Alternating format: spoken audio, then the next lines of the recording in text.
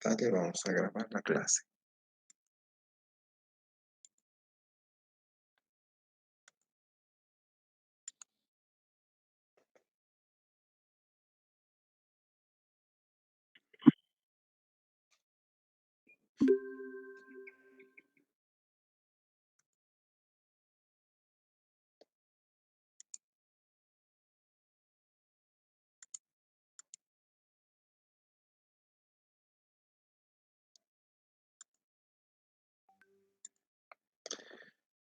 Bueno, habíamos quedado la anterior clase.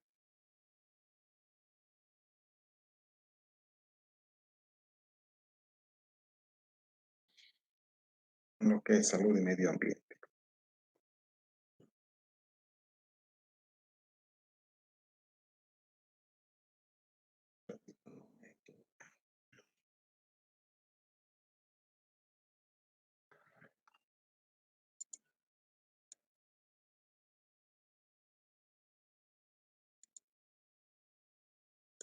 Ya, aquí vamos a continuar.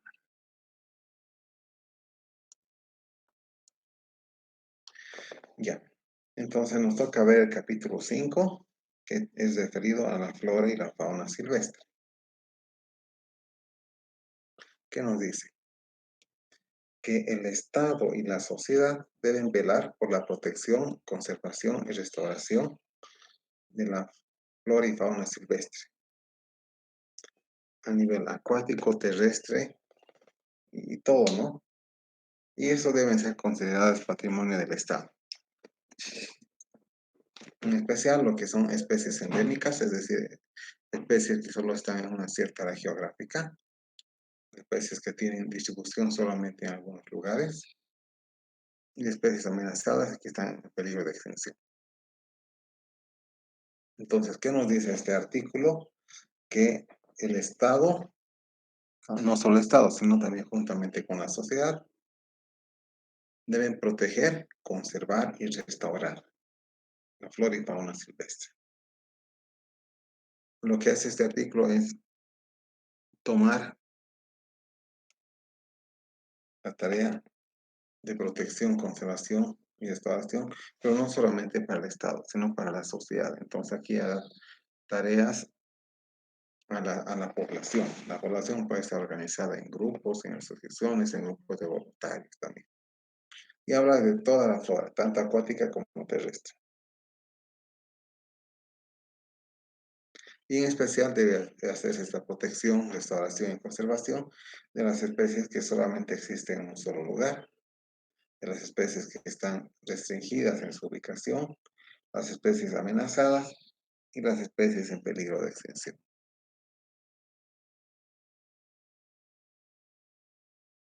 Con respecto a la flora y fauna silvestre, también dice que las universidades, las entidades científicas y organismos competentes, públicos y privados, deben fomentar y ejecutar programas de investigación y evaluación de la flora y fauna silvestre.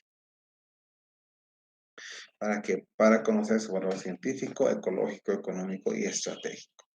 Entonces, este artículo lo que hace fomenta lo que es la investigación sobre la flora y fauna silvestre, pero no solo fomenta a nivel de universidades, también fomenta a nivel de otras instituciones. Pueden ser institutos privados, pueden ser ONGs dedicadas a lo que es la conservación. Y dice que estas entidades deben fomentar y ejecutar programas de investigación. Fomentar quiere decir alentar a que se hagan programas de investigación. Investigación y evaluación. Evaluación es decir, conocer el estado de la flora y fauna silvestre. ¿Para qué? Para conocer qué valores tiene. Ahora, muchas veces las plantas pueden tener valor económico, valor científico, valor medicinal también. Entonces, a eso se refiere, es decir, que se fomenta la investigación. De hecho, casi todas las universidades tienen un área de biología que está relacionada, o agronomía que está relacionada también con lo que es la flora y fauna silvestre.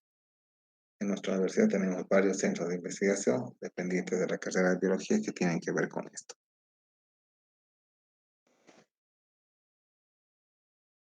Otro artículo nos dice que el Estado debe promover y apoyar el manejo de la flora y fauna silvestre, pero ¿en base a qué?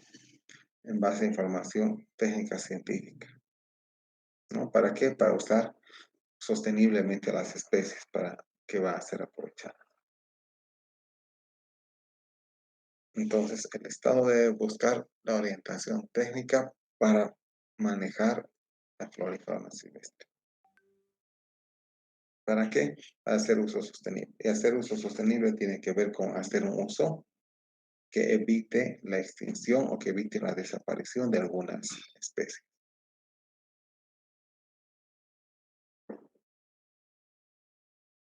Hablamos en este capítulo 8 de los recursos hidrobiológicos.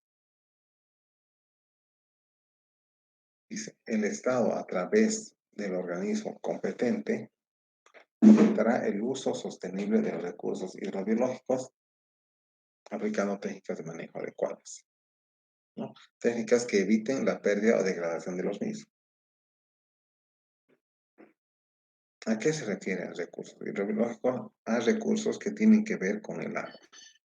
Hidros viene de agua, o agua viene de hidros, y biológicos de vida. Entonces, recursos de vida en el agua. Estos son básicamente peces y otros animales que pueden vivir en ríos, mares y lagunas. Entonces, ¿qué nos dice? Que el Estado debe fomentar el uso sostenible de estos recursos. Una de las formas de fomentar el uso sostenible es, por ejemplo, evitando la pesca sin control. Es decir, limitándola por fechas, limitándola por tamaños. Recursos hidrobiológicos podemos decir en este caso que pueden estar mayormente referidos a peces, pero también pueden ser a caimanes, a tortugas de agua y a otros organismos que están en el agua, ¿no? Entonces, una de las formas de buscar el uso sostenible es hacer que sí se pesquen, pero que se pesquen con restricciones. Restricciones de fechas, de periodos y restricciones de tamaño. Restricciones de periodos porque hay periodos de desove, ¿no? Entonces, evitando la extracción o pesca de estos organismos en época de desove. Y restricción por fechas también es, restricción por tamaño también es evitando la caza o pesca de los más pequeños. De esa manera se puede evitar la pérdida y degradación de estos recursos. Ahora, también, ¿qué nos dice de los recursos hidrobiológicos? O de los, podemos decir, en lenguaje de sello de la parte de peces, ¿no? La extracción, captura, cultivo de especies hidrobiológicas que se realizan mediante la actividad pesquera y otras serán normadas mediante legislación especial. Es decir, lo que es la pesca y captura de peces y otros organismos debe estar legislada por alguna norma especial. Es decir, no se puede simplemente pescar de la forma y manera que se quiera. Hay principios de pesca que son dictados en general por SENASAC o el SEDAC que pueden dar, que son parámetros de pesca adecuada. Pasando de los peces a otra área que son, a otro tema que son las áreas protegidas. ¿Qué nos dice de las áreas protegidas?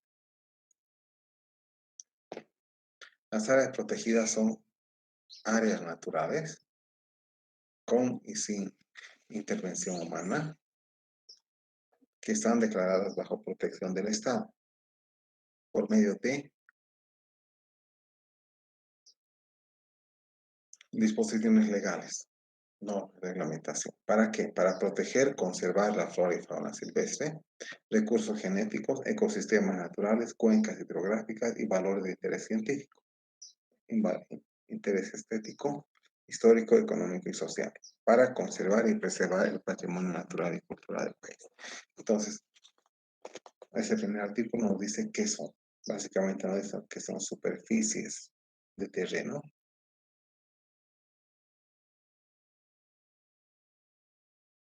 o superficies de tierra, digamos,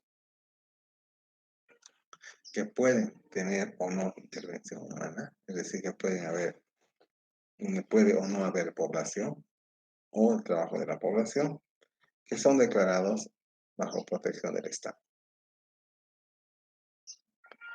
¿Para qué? ¿Para qué proteger estas áreas? Para proteger y conservar la flora y fauna silvestre. Es decir, puede ser que sean lugares donde solo vive alguna especie casi que es endémica del lugar. Para proteger los recursos genéticos, ecosistemas naturales, cuencas hidrográficas y valores de interés científico.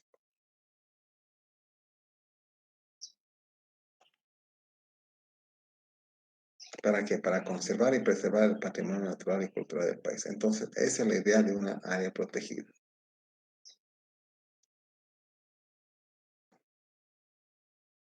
Otro artículo dice que las áreas protegidas son patrimonio del Estado.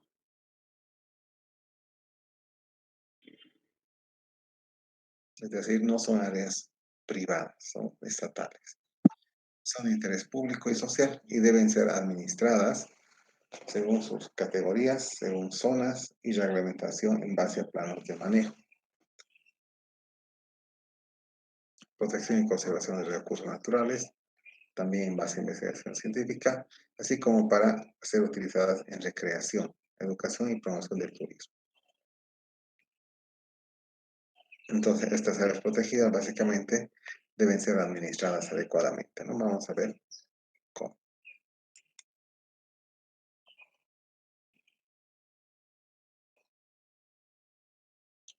En Bolivia las áreas protegidas perdón,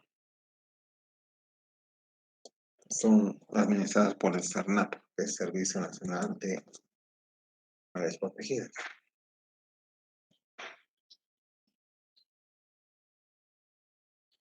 Aquí tenemos hoja del SERNAP, que nos dice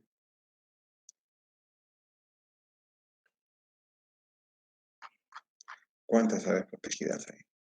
De hecho, son muchas, ¿no? Por ejemplo, tenemos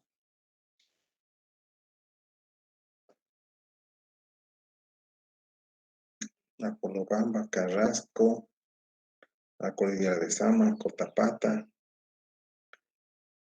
la reserva de la Baroa, la estación biológica del Beni, Tariquiamba y muchas otras.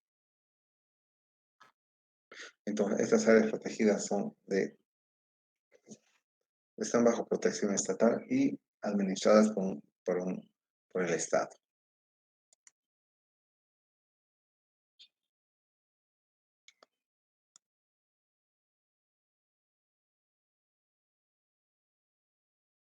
¿Qué más nos dice la ley? Que la Secretaría Nacional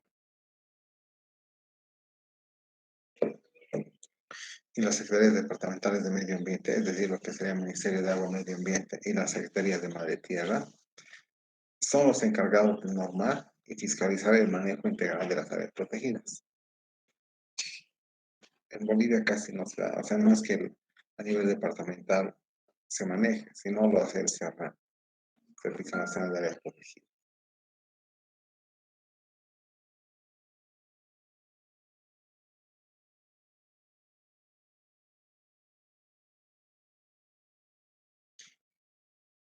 Ahora, la administración de las áreas protegidas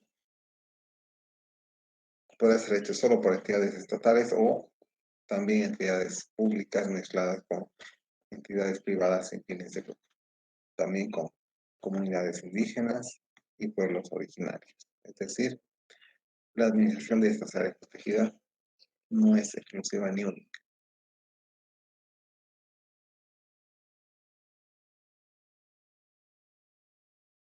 La ley 1333 dice que en la administración deberían participar entidades incluso que no fueran estatales totalmente.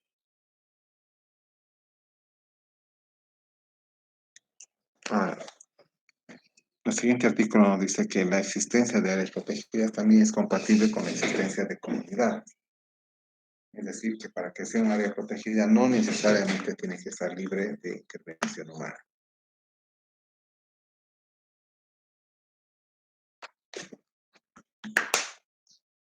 En general, las áreas protegidas a veces tienen pequeñas comunidades, pero tienen que ser comunidades antiguas, no comunidades nuevas. Bajo esa condición y otras se asigna el estado en área protegida. Ahora, hablamos sobre lo que es la actividad agropecuaria.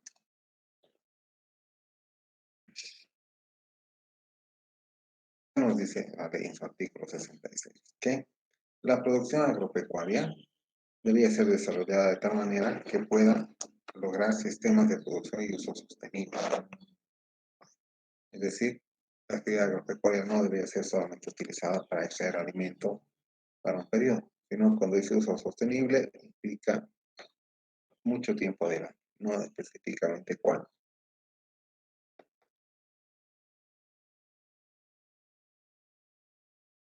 Ahora, ¿cómo?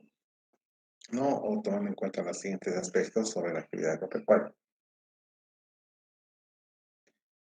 El uso de suelos debe ser tal que también se encuentre dentro de un esquema de conservación de agroecosistema. Es decir, no se puede simplemente sembrar por sembrar si es que no se tiene en cuenta cómo va a afectar ese sembradío al medio ambiente cercano. Por eso dice que los suelos para uso agropecuario deben estar bajo las normas de conservación de los agroecosistemas. Luego, aquí por ahí 1333 decía que el Ministerio de Asuntos Campesinos y Agropecuarios, bueno, que no existe ahora, debería fomentar la ejecución de planes de restauración de suelos agrícolas en distintas regiones del país. Sí, algún ministerio de Agricultura, por ejemplo, debería intentar recuperar suelos, restaurar los suelos que han sido agotados.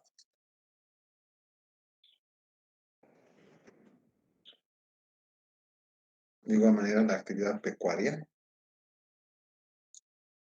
debe estar vinculada a lo que son normas de uso de suelo y de praderas. Es decir, la actividad con animales debe estar vinculada a la no sobreexplotación de áreas de pastizal.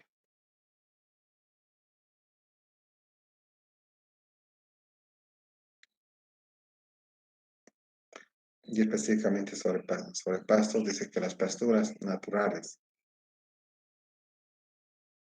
se encuentran en zonas altas y zonas de inundación y que son utilizadas como zonas de pastoreo tradicional, deben ser aprovechadas conforme a su capacidad de producción, es decir, no sobreexplotadas. Esto ya nos vendría que no se puede colocar cualquier cantidad de ovejas, por ejemplo, en una cierta área para pasar, sino hay que ver sus capacidades de producción de biomasa. Ahora bien,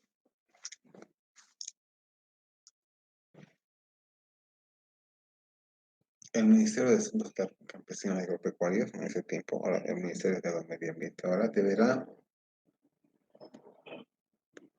establecer una reglamentación para el control de chaqueos, desmontes, labranza, empleo de máquinas agrícolas, uso de agroquímicos,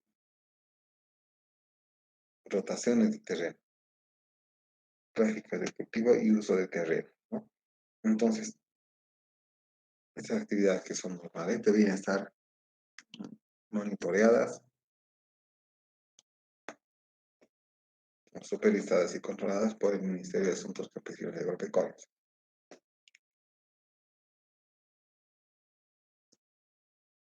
considerando normas técnicas y control de chaqueos, por ejemplo, desmonte, labranzas, uso de maquinaria agrícola y uso de agroquímicos.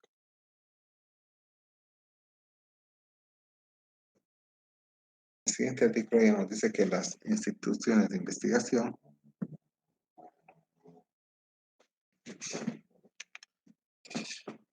deben orientar sus actividades a objeto de elevar los índices de productividad, es decir, las unidades de investigación agrícola deben buscar el mayor rendimiento, ¿no? Pero también deben buscar la conservación de los campos agrícolas, pues indica objeto de elevar los índices de productividad a largo plazo.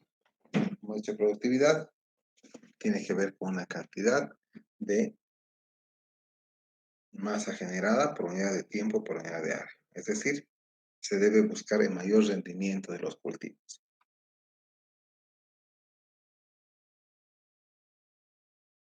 Nos dice el capítulo 10 sobre los recursos naturales no renovables.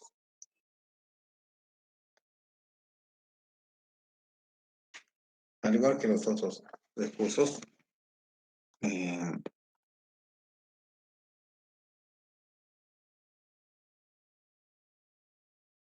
son de dominio originario del Estado, es decir, que básicamente son del Estado.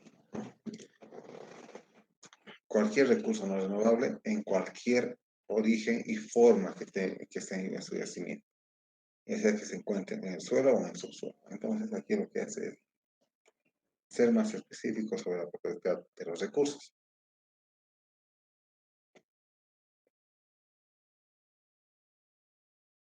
Ahora, ¿qué se entiende por recursos naturales no renovables?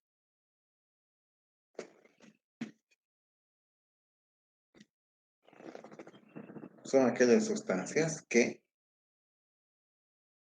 cuando se encuentran en su forma natural originaria, no se pueden renovar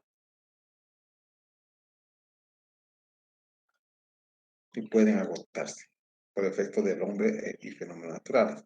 Un recurso natural no renovable, por ejemplo, es el petróleo. Son los minerales. ¿Por qué? Estos no se renuevan, no aparecen nuevamente, ¿no? Y también pueden agotarse, ¿no? Los recursos minerales o el petróleo puede agotarse por efecto del uso del hombre.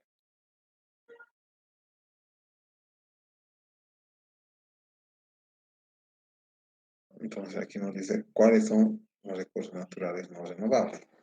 Pueden ser los minerales metálicos, minerales no metálicos, así como los hidrocarburos en sus diferentes estados. Minerales metálicos tienen que ver con hierro, plomo, estaño, colcho, pero minerales no metálicos tienen que ver con arcillas, más que todo, arcillas, cal. También es parte de los recursos no renovables lo que son los hidrocarburos.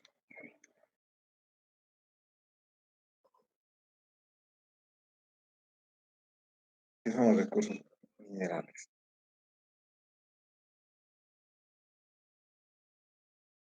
Dice, la forma de explotar los minerales debe ser tal que se explote todo lo que se saca de la boca mina. Porque regularmente cuando uno tiene una concesión minera, explota material, pero no todo el material lo aprovecha. Parte del material se queda botado y ese parte del material botado es el que genera el drenaje ácido de minas.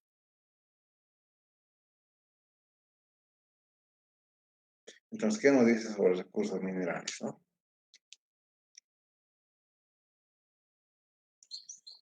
Que se fomenta la explotación de recursos minerales siempre y cuando este está considerando el aprovechamiento integral de las materias primas. Aprovechamiento integral es aprovechar toda la materia prima, es aprovechar todas las rocas que tiene el mineral, por ejemplo, ¿no?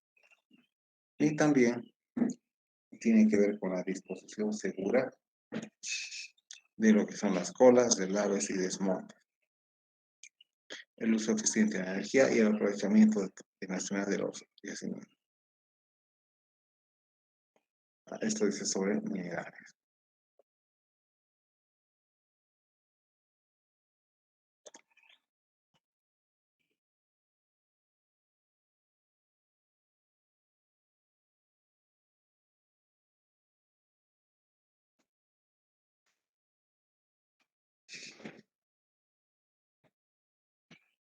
Ya, no dice el artículo siguiente, que las operaciones de extracción mineras durante y después de su actividad deben contemplar la recuperación de las áreas aprovechadas para reducir y controlar la erosión, estabilizar los terrenos y proteger a las aves.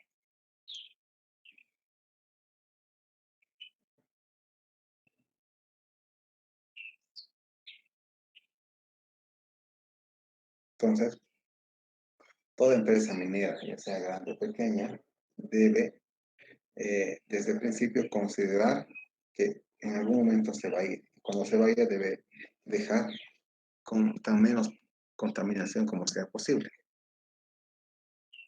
Entonces, por eso dice, las operaciones mineras deben contemplar la recuperación de las áreas, es decir, la recuperación de las minas para controlar la erosión, entre otras cosas, ¿no? Y también para evitar la contaminación de aguas de consumo y termal.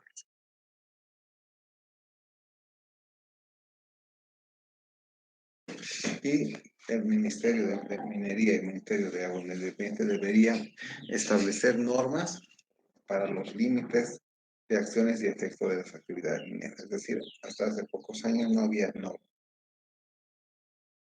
Y eso tiene que ver con que si no hay normas, la explotación podría ser indiscriminada y exagerada. Ahora hablamos de los recursos energéticos.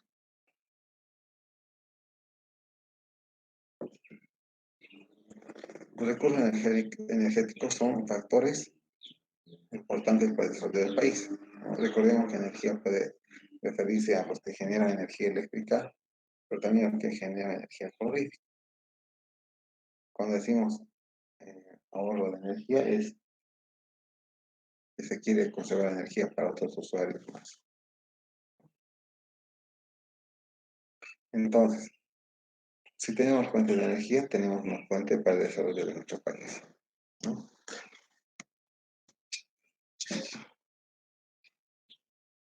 Y estos recursos energéticos debían ser aprovechados bajo normas de protección y conservación del medio ambiente.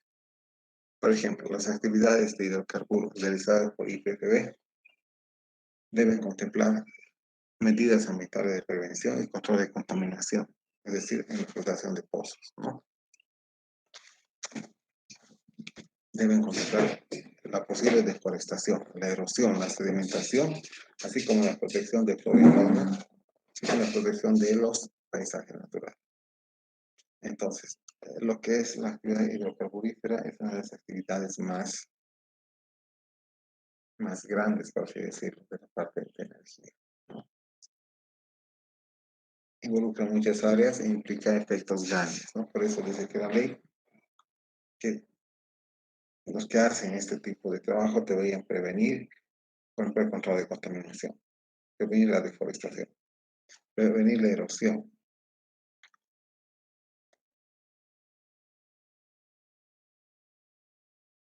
Sí, siguiendo hablando con respecto a los hidrocarburos, también dice la ley que deben implementarse planes de contingencia, es decir, planes de prevención para evitar derrames, por ejemplo, de hidrocarburos y de otros productos. Entonces, ¿quién elabora las normas de explotación? Básicamente el Ministerio de Energía y Hidrocarburos, en coordinación con el Ministerio de Agua y Medio Ambiente.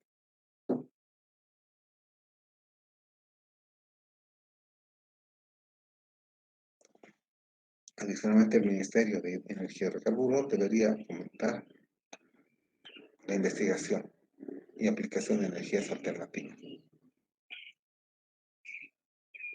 Entonces, ¿qué nos dice que en algún momento los combustibles o las fuentes de energía como carbón, como petróleo, van a terminarse? Entonces, se tiene que ver otro tipo de fuentes de energía. El siguiente título habla de la población y el medio ambiente. Entonces, habla básicamente de la relación de la ley ambiental con la población.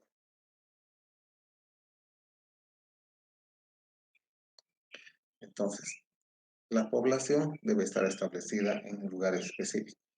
Y una de esas formas es, existe la política nacional que contempla una política de migración, es decir, el traslado de gente de una comunidad a otra, de un país a otro o de un departamento a otro. Eso tiene que ver con el ordenamiento territorial, es decir, con cómo el municipio distribuye sus áreas, las áreas, ¿no? Una área de cultivo, área de recreación, área residencial. Ahora, ¿quiénes deben ordenar el manejo del territorio o el uso del territorio? Básicamente los municipios. Por eso dice este artículo.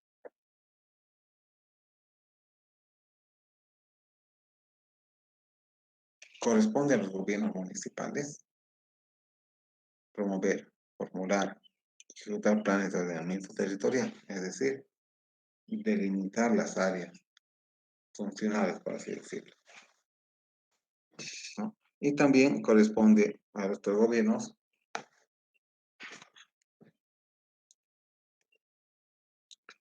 que fomenten el ingreso de nueva población, pero a zonas ya que son habitables, a zonas que son urbanizables.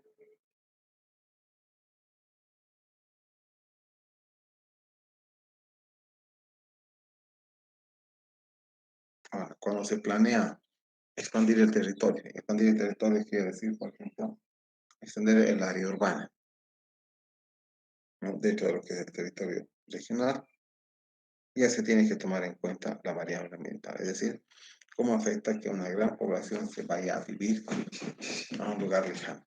Eso tiene que ver con lo que es la variable ambiental. Por otro lado, con respecto a la población y medio ambiente, el Estado debe garantizar las siguientes cosas. Por ejemplo, la participación de las comunidades indígenas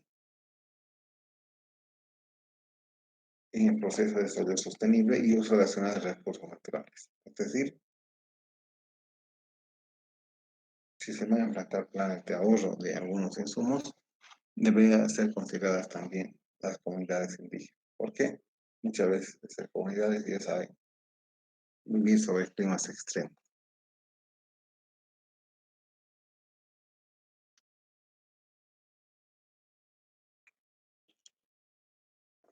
Ahora también se van a crear procedimientos para rescatar los conocimientos antiguos. Y eso tiene que ver con lo que es un poco de geología. Siguiente título, de la salud y el medio ambiente.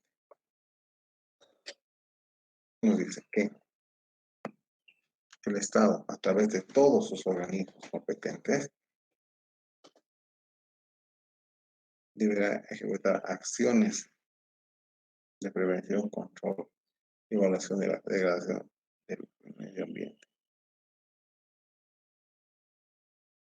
Este tipo de degradación que afecte de forma indirecta o directa a la salud humana, a la vida normal.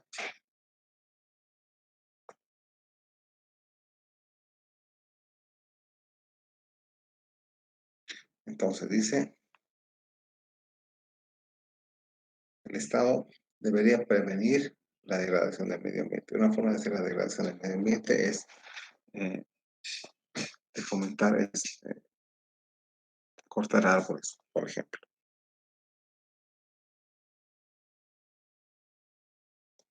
Era en el año 2000 cuando se ha hecho este crédito y actualmente en 2021. Prioridad nacional, la promoción de acciones de saneamiento ambiental que garanticen los servicios básicos y otros servicios.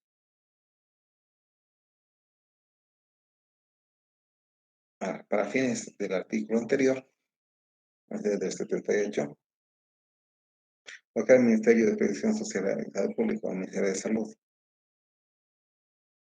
el Ministerio de Medio Ambiente y Agua, la Secretaría de Madre y Tierra, deben coordinar procedimientos y reglamentos, ¿no? ¿Para qué? Para hacer cumplir. Hablamos de la educación ambiental.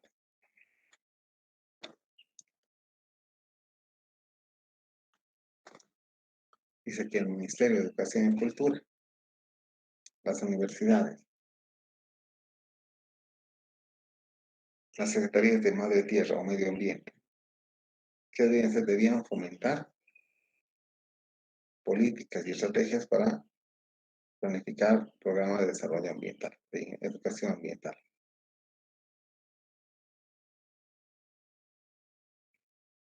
Entonces, ¿a cargo de quién debía estar la educación ambiental? A cargo del ministerio, ¿no? Y el ministerio derivará a universidades y otros lugares para que se elaboren estos cursos de educación ambiental.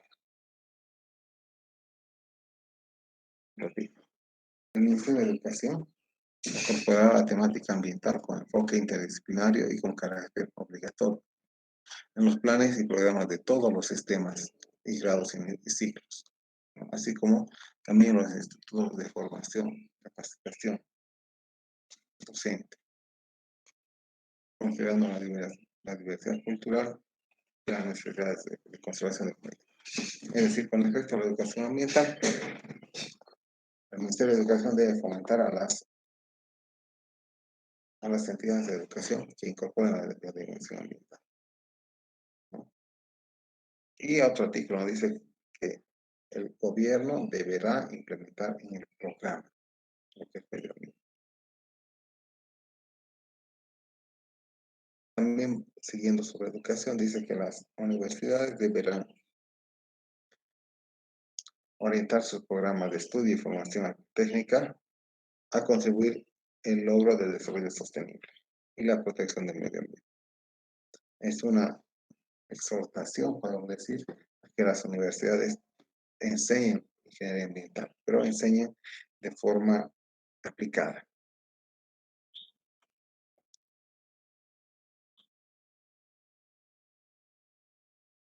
El siguiente artículo nos habla de eh, cómo facilitamos la educación sobre medio ambiente, ¿no? Es decir, la comunicación social o medios de educación pública, medios de educación privados, deberán fomentar y facilitar acciones, los colegios deben fomentar acciones para informar sobre el medio ambiente y la conservación, de acuerdo a las reglamentaciones específicas. Sobre ciencia y tecnología.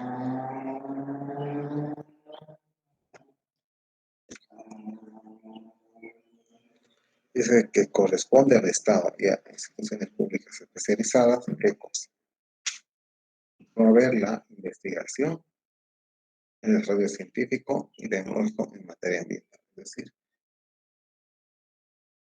debe promover la educación de conocer al planeta. También se debería apoyar el uso y mejoramiento de las tecnologías tradicionales adecuadas cuando existen.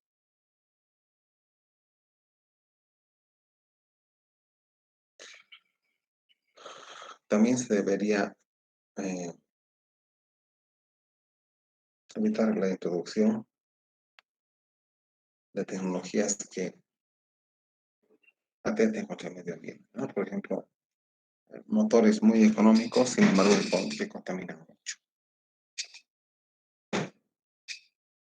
También, de acuerdo a la ciencia y tecnología, se debería fomentar el interés científico desde la escuela o desde antes, ¿no? Aquí dice de la niñez y juventud.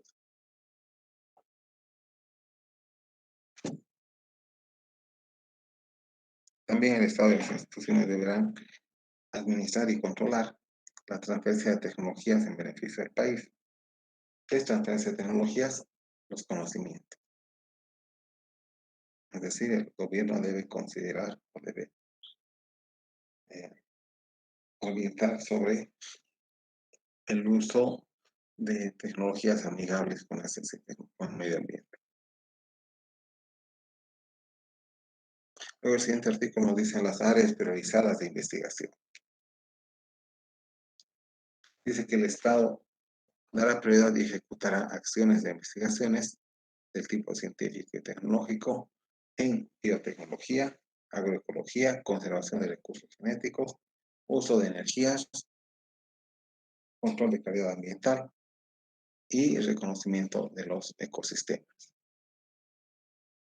Entonces, a partir de este artículo, lo que hace el gobierno o el Estado es dar dar direcciones de investigación. ¿En qué área? En biotecnología, en agroecología, en conservación de recursos genéticos, el uso de energías, control de la calidad ambiental y conocimiento de ecosistemas. Si vemos, en nuestra universidad ya existen casi algunos centros de investigación para cada uno. Tenemos el Centro de Biotecnología, que depende de química, agroecología, que se encuentra en la Facultad de Agronomía, conservación de recursos genéticos, tenemos algo en la Facultad de Tecnología, el uso de energías, hay un nuevo centro que se llama Centro de Energías, control de calidad ambiental, pues aquí estamos con el Centro de Aguas también, y el conocimiento de ecosistemas. Ecosistemas tiene que ver con la unidad de limnología y con la unidad de Centro de Biodiversidad y Genética, ¿no? Entonces, el Estado prioriza esto y la universidad responde de esa manera.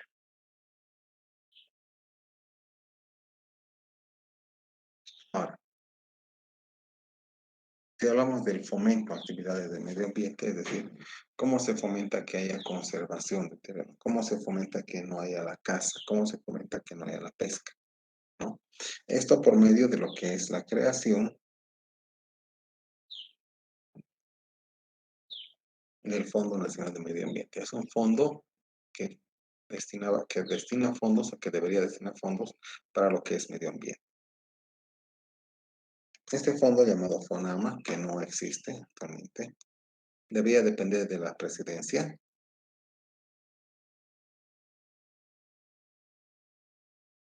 y tendría el siguiente objetivo, ¿no? La captación interna y externa de recursos. ¿Para qué? Para planes, programas, proyectos de investigación científica y actividades de medio ambiente. Este fondo debía ser como un banco, ¿no? Que preste para esta actividad. El siguiente artículo nos dice cómo estaría compuesto este fondo, que no lo vamos a ver, es bastante sencillo. Y tenemos el fin de la clase. Entonces, ¿hasta aquí tienen alguna pregunta, duda?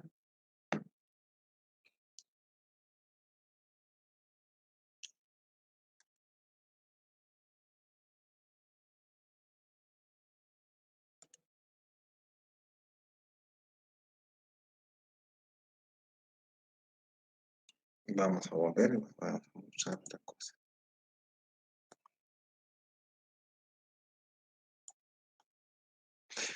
Ya, entonces, hasta ahí va ese concepto bastante teórico, sin embargo, vamos a continuar más adelante, ¿no? Lo que quería mostrarles ahora es qué trabajo tienen que hacer como parte de la evaluación de este módulo, o de este tema. Es un trabajo en grupo, con los mismos grupos que tienen o que han participado en los otros trabajos,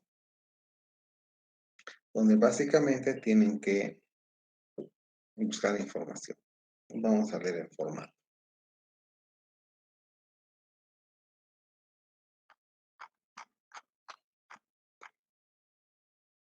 Ya, lo voy a hacer escrito más grande.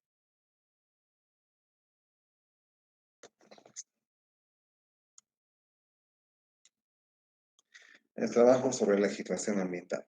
Primero se entrega el 26, es decir, del día de la semana.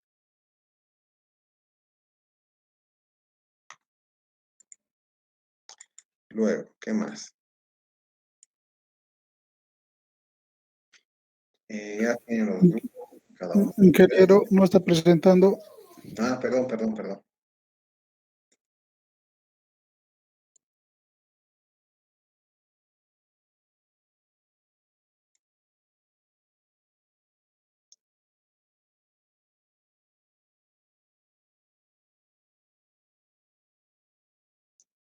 Ya.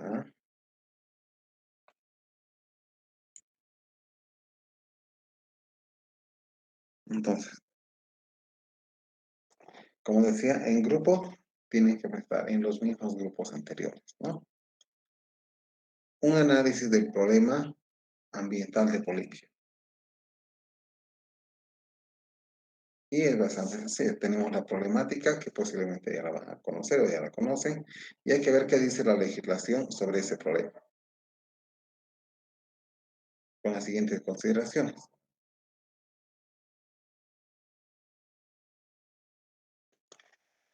Sobre la problemática específica, ¿qué es esa problemática? ¿Cuál es su definición? Una descripción de esa problemática. Luego, sobre esa problemática, ¿qué dice la ley 1333? Lo que estamos haciendo es revisar la ley 1333, pero también recuerden que la ley 1333 tiene varios reglamentos. Hay por lo menos 7 reglamentos. Después que acabemos la ley 1333, vamos a ver el reglamento de contaminación ética, pero hay más reglamentos que vienen justamente con la ley, ¿no? Entonces, de acuerdo al tema, tienen que leer ustedes la ley 1333 y el reglamento que puede considerar. Entonces, tienen que decir, ¿qué dice la ley 1333? Los reglamentos de la misma sobre ese tema. Luego, la ley siempre da tareas al gobierno, autoridad, personas, entonces lo que se les pide es ustedes leyendo la problemática, leyendo la ley y sus reglamentos. Van a ver algunas actividades específicas relativas a esa problemática y tienen que decir ustedes quién debe aplicar ese reglamento, el reglamento o la legislación, ¿no? Ahora, van a ver cuando veamos el reglamento de contaminación hídrica que, por ejemplo, hay tareas para la gobernación, para la alcaldía, para los usuarios, lo mismo la ley 1333 dice el Estado y la sociedad. Entonces, la idea es quién aplica los reglamentos o la parte de la ley ambiental que se puede aplicar. ¿Quién? Es decir, las personas, los municipios, las gobernaciones, los ministerios. Y eso lo van a saber simplemente si es que leen ustedes. Entonces dice quién deberá aplicarlos y cómo se podrían aplicar. Finalmente, deben hacer un comentario crítico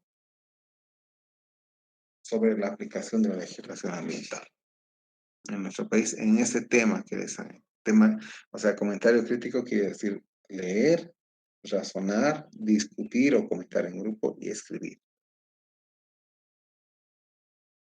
Entonces, el trabajo será,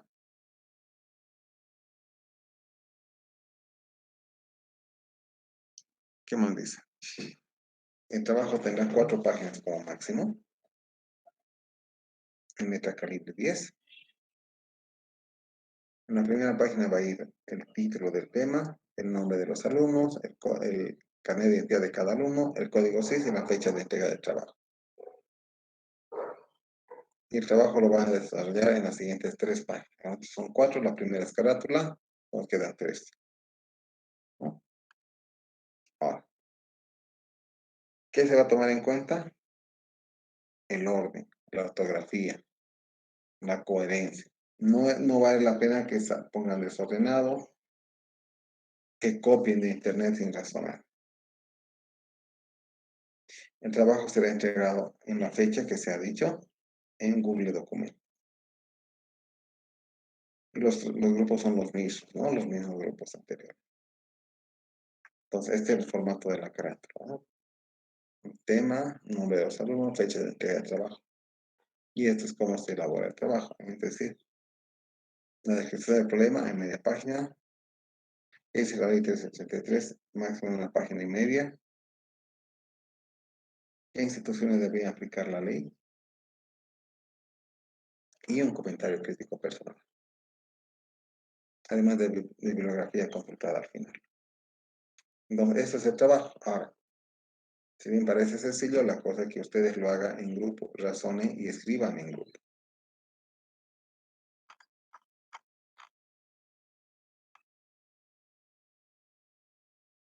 Estos son los temas, ¿no? 1, contaminación por curtiembre. 2, contaminación por aguas residuales domésticas. 3, contaminación por residuos sólidos domésticos. 4, contaminación por emisiones industriales. 5, contaminación por minería. 6, el fenómeno de la lluvia ácida. 7, contaminación por pesticidas. 8, contaminación por incendios forestales. 9, contaminación acústica. Y 10, contaminación por plástico. ¿Cómo van a ser? Grupo 1, tema 1. Grupo 2, tema 2. Grupo 3, tema 3. Grupo 4, tema 4. Grupo 5, tema 5.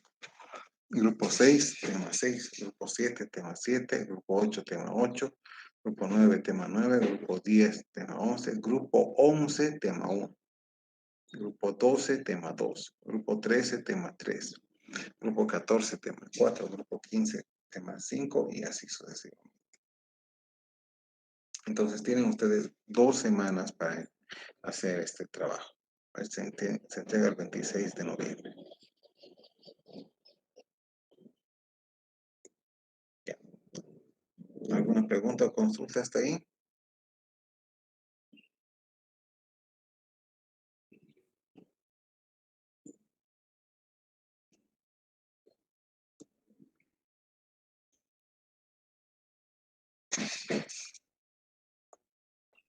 Bueno, pues si no hay dudas, comentarios, vamos a terminar ahí. ¿Ya? Estamos avanzando, el tema es un poco teórico, pero con este trabajo ustedes van a empezar a leer. Y lean no solamente la ley, sino también los reglamentos que están en la plataforma. Ahí vamos a mostrarles.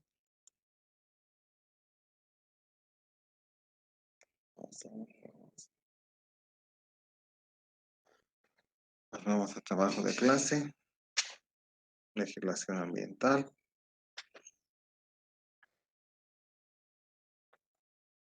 materiales. Tenemos aquí la ley 1333.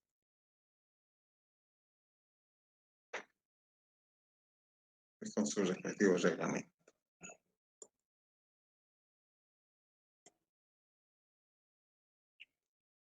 Bueno, vamos a quedar ahí entonces. Ya, terminar.